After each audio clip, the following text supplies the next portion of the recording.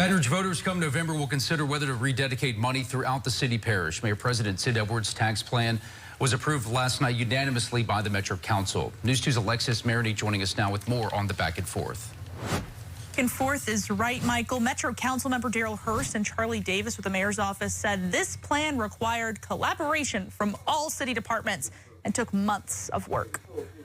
This is a huge kumbaya moment, if you will, for Baton Rouge. Unity and compromise. Those are the two words CAO Charlie Davis and Metro Council member Daryl Hurst used to describe unanimous support for the mayor's Thrive EBR plan. It's a change in tone from a couple months ago when the administration set its sights on the library's savings account. So there was a bunch of doom and gloom that came out. The library initially was a primary target. But I believe that there's a system-wide approach to break down all dedicated taxes and millages. For a one-time dedication, $52.4 million will be used to pay off the city's debt.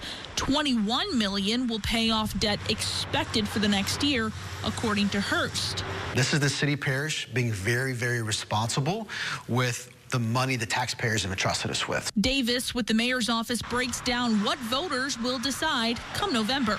What that does is increases our ratings, allows us to borrow more money if we ever need to, gives us more optionality from a funding perspective, and it also increases our bond rating, right? And it creates new annual revenue that's not being used to service debt in the past. Still, Daryl Hurst says the city parish is trying to accomplish a lot. Balance the books, provide pay raises, and not do lasting damage to the mosquito abatement department, the Council on Aging, and the library. Mary Stein with the library says the system will be able to operate and maintain business as usual, but they've already started freezing vacant positions, cutting expenditures, and making choices about canceling specific annual database subscriptions. And so what we want to do is consult each area to figure out how we can improve processes to ensure that we're as efficient as possible with how we spend taxpayer dollars, to make sure that whatever we do, we don't have to constantly come back to the well of the taxpayer and ask them to fill our buckets.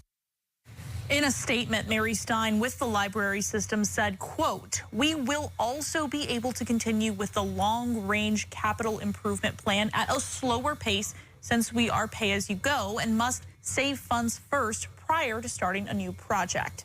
Live in the newsroom, Alexis Maroney, WBRZ News 2. Alexis.